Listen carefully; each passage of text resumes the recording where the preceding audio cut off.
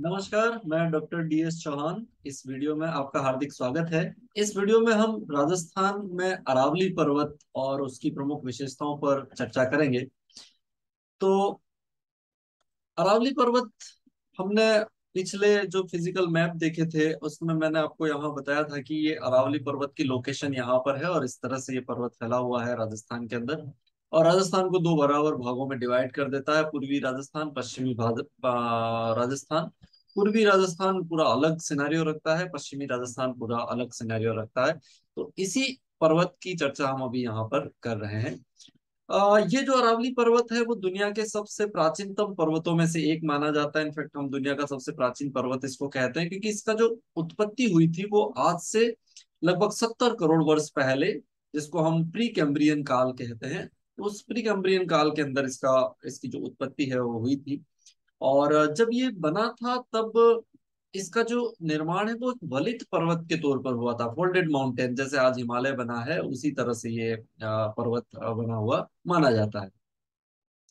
और इस पर्वत को वर्तमान में अगर हम देखें तो इसे हम कहते हैं ये अवशिष्ट पर्वत है, रेजिडुअल माउंटेन के नाम से ये जाना जाता है।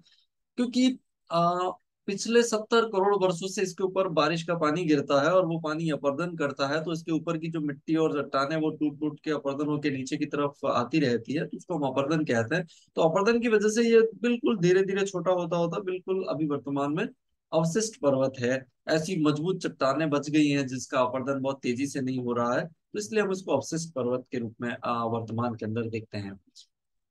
इसकी जो चट्टानें हैं उसमें सामान्यतः जो ज्यादा मिलती है उसमें ग्रेनाइट है, सिस्ट, नीस, क्वार्टजाइट, इस तरह की चट्टानें बहुत ज्यादा इसमें देखने को मिलती हैं। प्रधानता है इस तरह की चट्टानों की। राजस्थान का जो जियोलॉजिकल अध्ययन है वो, या हम भूगर्भिक अध्ययन कहें, वो कई सारे विद्वानों ने किया है, लेकिन उसमें से सबसे इम्पोर्टेंट जो नाम है वो डॉक्टर AM हेरोन का है। इनका पूरा नाम अलेक्जेंडर मैकमिलन हेरोन है। और ये डायरेक्टर रहे जियोलॉजिकल सर्वे ऑफ इंडिया में 1906 से लेकर 1936 तक, 1939 तक। तो उन्होंने राजस्थान का डिटेल भूगर्भिक अध्ययन किया। तो अरावली का जो भूगर्भिक अध्ययन हुआ वो भी इन्हीं के द्वारा किया गया। करने वाले लोग तो बहुत सारे थे लेकिन इनका जो नाम है वो विशेष तौर पर लिया जाता है, इसमें अच्छा काम माना जाता है एम हेरोन का। उसके बाद अगर हम अरावली को देखें तो पुराने जमाने में अरावली गोंडवाना लैंड का हिस्सा थी। गोंडवाना लैंड का मतलब है जब हम प्लेट टेक्टोनिक की बात करते हैं तो जो अफ्रीका से सब टूट के अलग हुए थे उसको हम गोंडवाना लैंड कहते हैं। और भारत का ये जो पूरा हिस्सा है यहाँ से लेकर ये पूरा दक्षिण का पठार जिसको हम कहते हैं, ये पूरा हिस्सा प्री कैम्ब्रियन युग में गोंडवाना काल में अगर हम देखें तो वो अफ्रीका महाद्वीप से जुड़ा हुआ था। और अफ्रीका महाद्वीप से अलग होने के बाद वो इस तरह से टूटा और वहां से नॉर्थ ईस्ट दिशा में वो मूवमेंट करता हुआ इस तरह से पहुंचा। देखिए 71 मिलियन वर्ष पहले वो यहाँ था, 55 मिलियन वर्ष पहले, 38 मिलियन वर्ष पहले, फिर 10 मिलियन वर्ष पहले, और फिर लास्ट में वो तैतीस सागर से टकराया, हम ऐसा मानते हैं, और उसके बाद हिमालय का उत्थान होता है। तो ये जो अरावली है ये उस समय वहां भी बनी हुई थी। ये अरावली की लोकेशन उस समय वहां रही होगी, यहाँ रही होगी, यहाँ रही होगी, और आजकल हम यहाँ इसको देख रहे हैं वर्तमान में, जो इस दृष्टि से नजर आती है। तो अरावली बहुत पुराना पर्वत इसलिए है क्योंकि वो तो अफ्रीका में जब वो उससे टूटकर अलग हुआ दक्षिणी भारत तब भी उसका हिस्सा थी और वहां पर थी, तो इसलिए हम इसको दुनिया की सबसे प्राचीनतम पर्वतों में से एक मानते हैं। अब हम इसकी कुछ साइलेंट फीचर की बात करेंगे तो राजस्थान में इसकी लोकेशन को आप देखिए, हमने पिछले वीडियो में भी थार के डेजर्ट पर बात की, तब हमने कहा था कि थार का जो भूस्थल है वो बहुत ही इम्पोर्टेंट फिजियोग्राफी है। उसमें से ये अरावली जो है उससे बिल्कुल सटा हुआ है।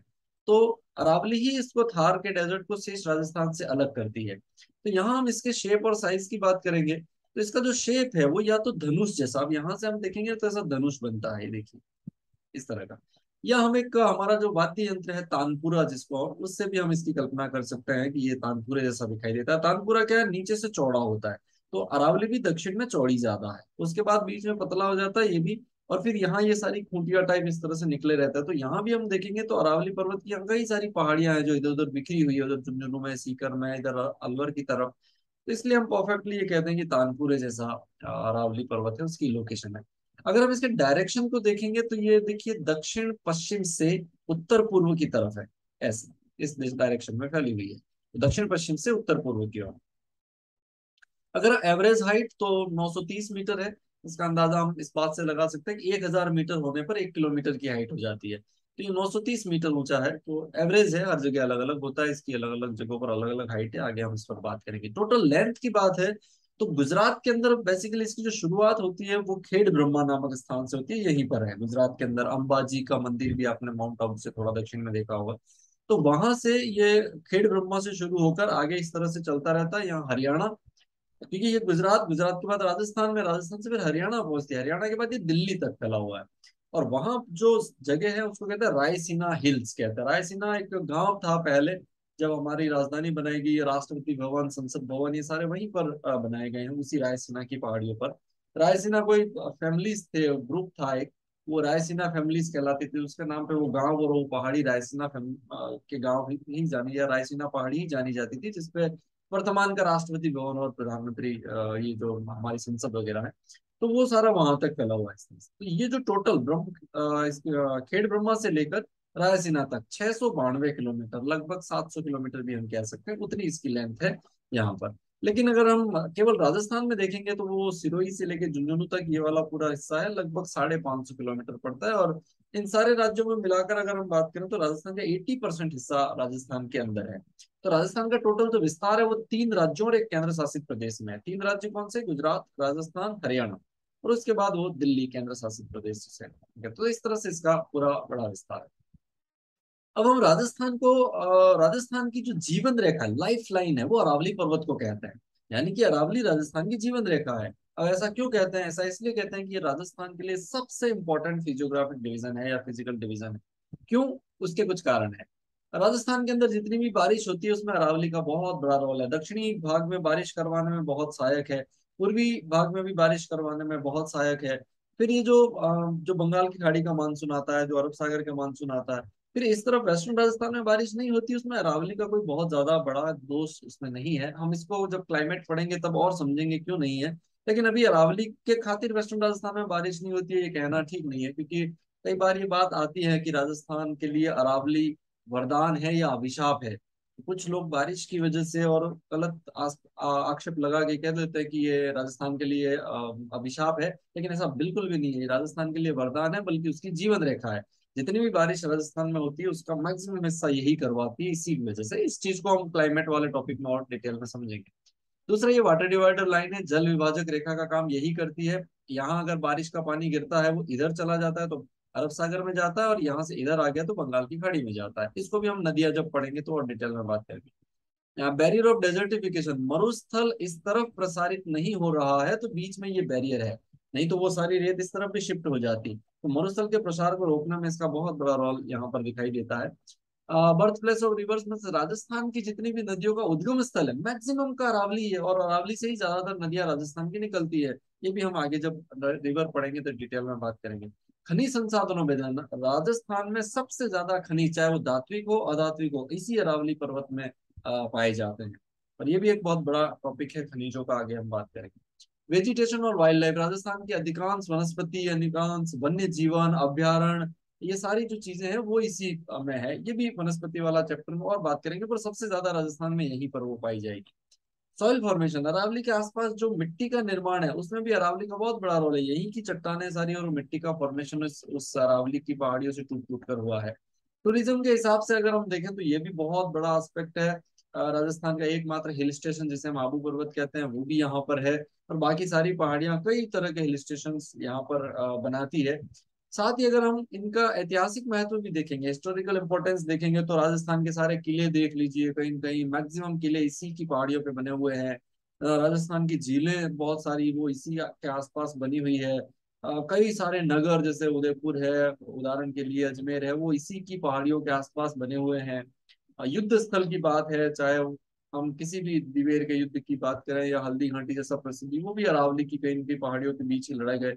तो हर एस्पेक्ट से ये अरावली जो है वो राजस्थान के लिए बहुत महत्वपूर्ण है, इसीलिए हम इसको life line of the Rajasthan कहते हैं, जीवन रेखा, और ये सबसे इंपॉर्टेंट फिजिकल फीचर है राजस्थान के लिए।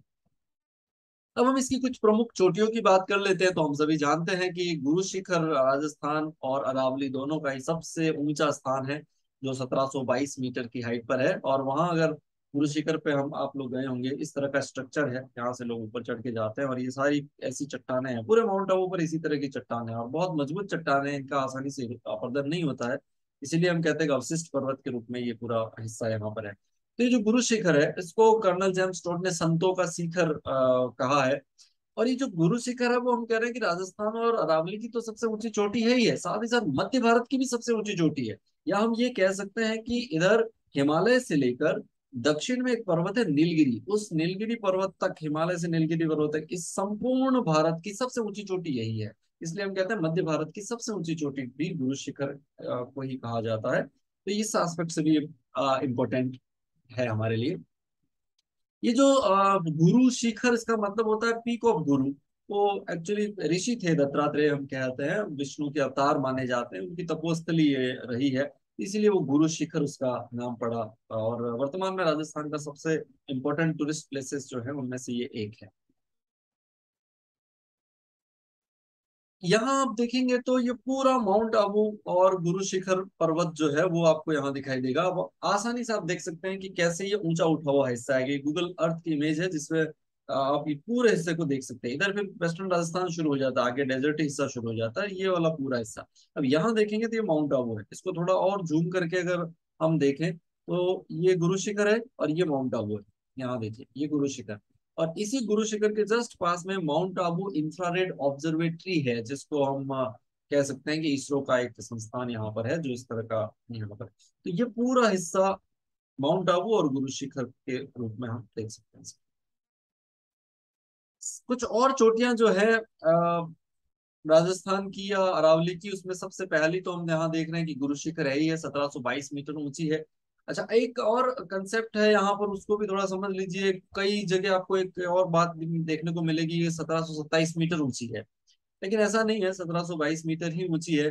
कुछ लोग ऐसी किंवदंतियां भी गढ़ लेते हैं कि इसके ऊपर कुछ बना दिया गया है, वो मंदिर और वो झंडा और उन सबकी हाइट गिन लें तो 1727 हो जाती है। लेकिन यहाँ एक कंसेप्ट बिल्कुल क्लियर होना चाहिए कि कभी भी नेचुरल हाइट में मैन मेड जो चीजें हुए, मानव द्वारा बनाई हुई जो चीजें होती है, उनको हाइट में काउंट नहीं किया जाता है। साथ ही हाउट में जो पहाड़ के ऊपर अस्थिर चीजें हैं, पर्वत के ऊपर, पर्वत मतलब चोटी के ऊपर कोई पत्थर गिरा पड़ा हुआ है तो वो अस्थिर है, तो उसको भी हाइट में काउंट नहीं किया जाता है। तो हाइट में सिर्फ वही चीजें काउंट होती है जो परमानेंट है और बिल्कुल हाइट, और मैन मेड चीजें बिल्कुल काउंट नहीं की जाती है। तो ऐसे में 1722 ही उसकी हाइट है, और ऊपर मंदिर को हाइट में कभी नहीं जोड़ा जा सकता, किसी झंडे को, किसी इस तरह की चीजों को कभी भी हाइट में काउंट नहीं करते हैं।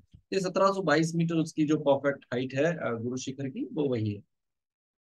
आगे हम देखें शेर, जो कि दूसरी सबसे ऊंची चोटी है राजस्थान और अरावली की, 1597 या 1600 मीटर भी हम कह सकते हैं, वो बिल्कुल इसके पास में ही है।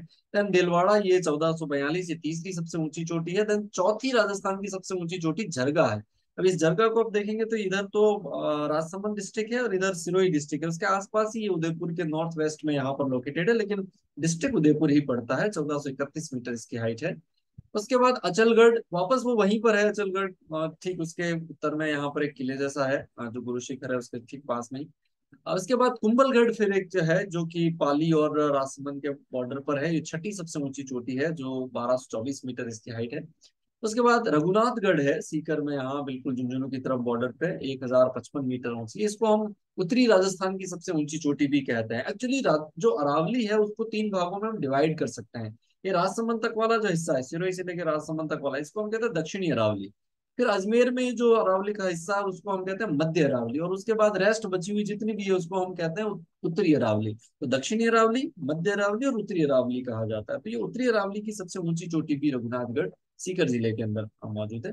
ऋषिकेश वो फिर सिरोही में यहीं पर है, और कमलनाथ की जो पहाड़ी है वो चोटी है, वो उदयपुर में यहाँ पर है, उदयपुर के दक्षिण पश्चिम की तरफ लोकेटेड है। तो ये सारी अरावली की ऐसी चोटियां हैं, ऐसी प्रमुख चोटियां जो 1000 मीटर से ज्यादा की हाइट पर स्थित है, तो उनको आप ध्यान रखिए। इसके अलावा भी 1000 से नीचे हम जाएंगे तो कई सारी चोटियां और भी मिलेगी, जिसमें मैं आपको कुछ प्रमुख चोटियां जो है उनमें बता देता हूँ। झुंझुनू, वो बाबाई करके एक पहाड़ी है बिल्कुल यहाँ पर, और काफी आगे तक फैली हुई है, फिर जयपुर तक भी इसकी कुछ कुछ छोटी छोटी पहाड़ियां आई हुई है, तो कुछ लोगों ने इसको जयपुर में भी लिखा है।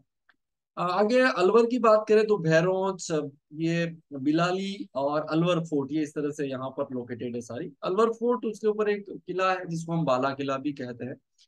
उसके बाद अगर जयपुर की बात करेंगे तो खो 920 मीटर है, बैराट है, जयगढ़ है, नाहरगढ़ है, इस तरह से। ये बैराट थोड़ा नॉर्थ में है, इसके अलावा ये बाकी सारी जयपुर के आसपास ही है, खो, जयगढ़, नाहरगढ़, ये सारी यहाँ पर है। नेक्स्ट अजमेर, इसमें गोरमजी 933 मीटर ऊंची है। इसको मध्य भारत मध्य राजस्थान की सबसे ऊंची चोटी भी कह सकते हैं। तारागढ़ है और नाग पहाड़ है, यहाँ पर देखिए इसके आसपास यहाँ लोकेटेड है ये सारे।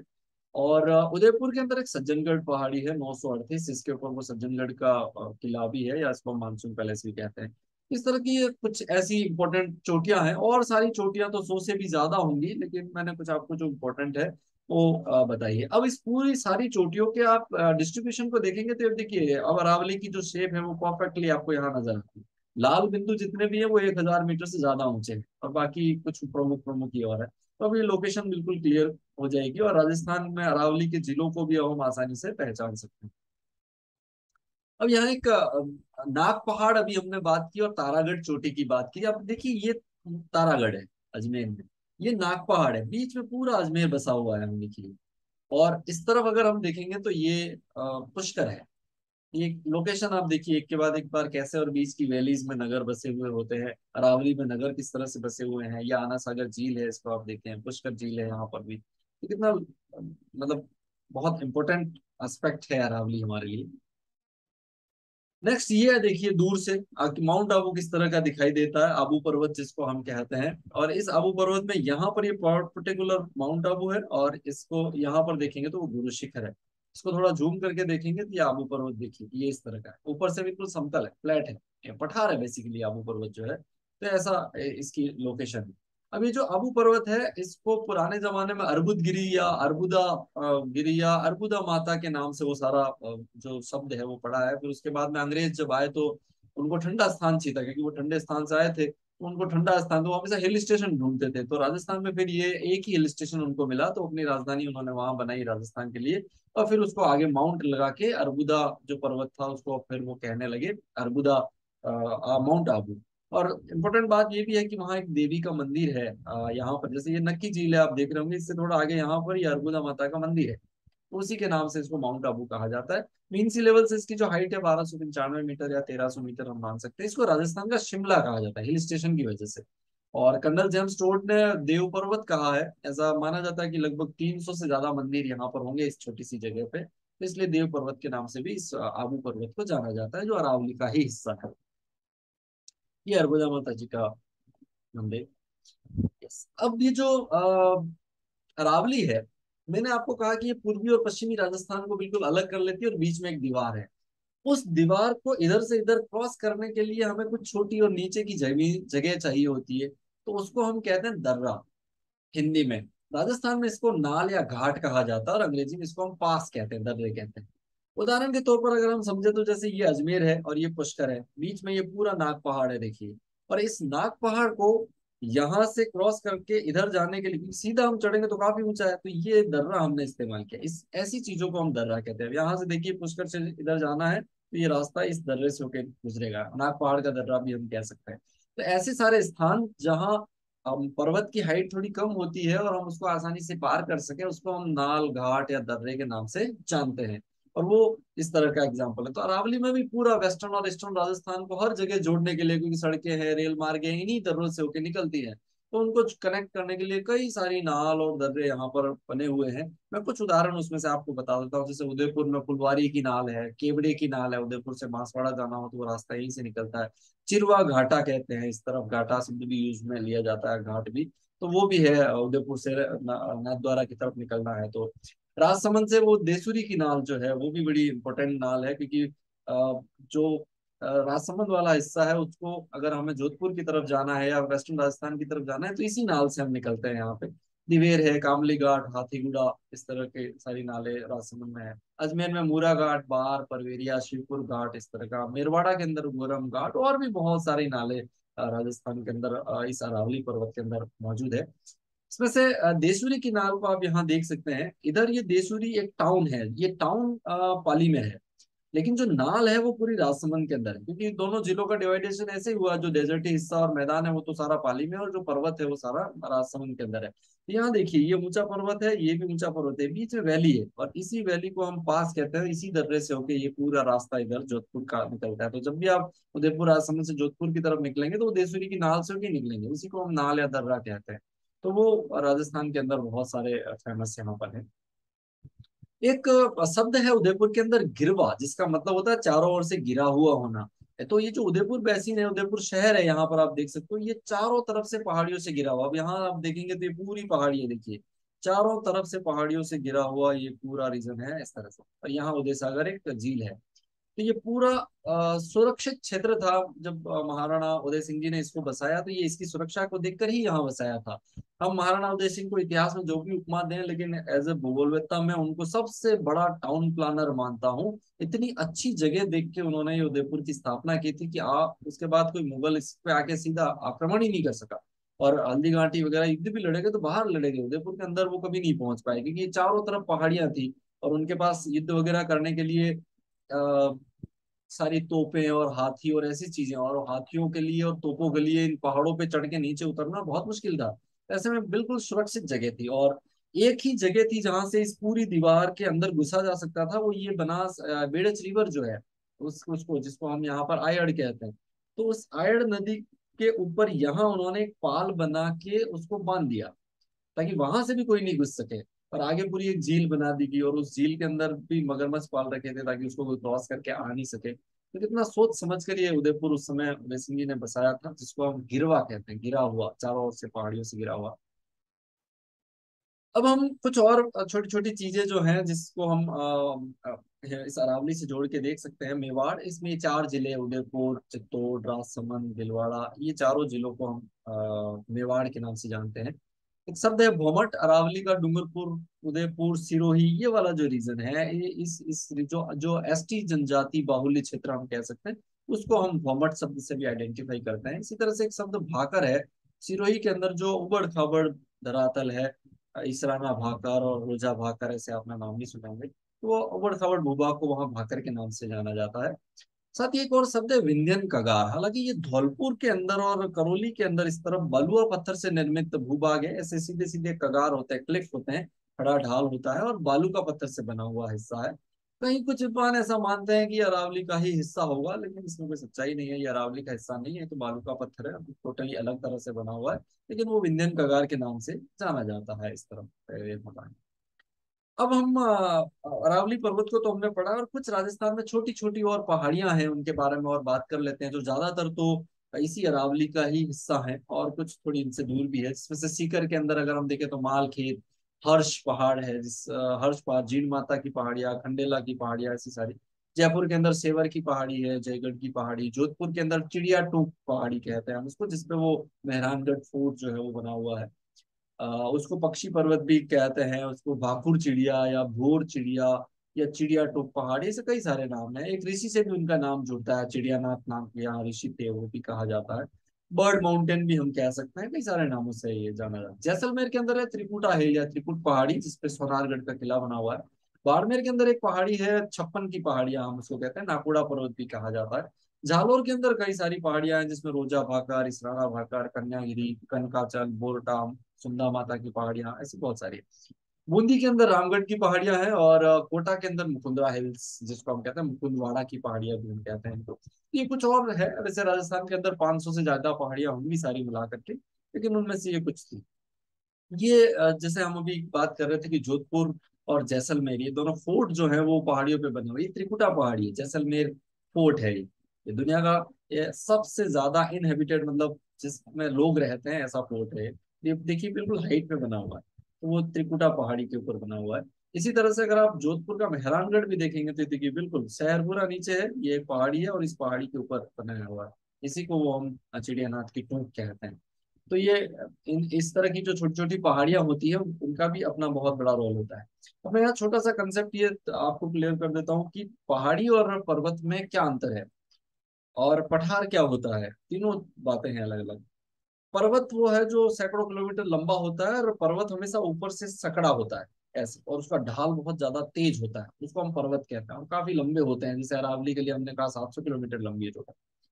पठार जो होते हैं वो, जैसे आबू पठार मैंने आपको बताया था, आबू वो ऊपर से फ्लैट होते हैं, समतल होते हैं ऊपर से, और पर्वत ऊपर से ऐसा ऐसा होता है जैसे चाकू की धार हो, और पठार ऊपर से फ्लैट होते हैं। इन पठारों और पर्वतों के आसपास छोटी छोटी ऐसी जगह होती है जो ना तो सैकड़ों किलोमीटर लंबी है कि हम उनको पर्वत कह सके, और न ही पठार के जितनी चौड़ी होती है। ऐसी छोटी छोटी जगहों को हम पहाड़ियां कहते हैं, हिल्स कहते हैं। राजस्थान में इनको मगरे भी कहा जाता है, मगरे ये भी बोला जाता है।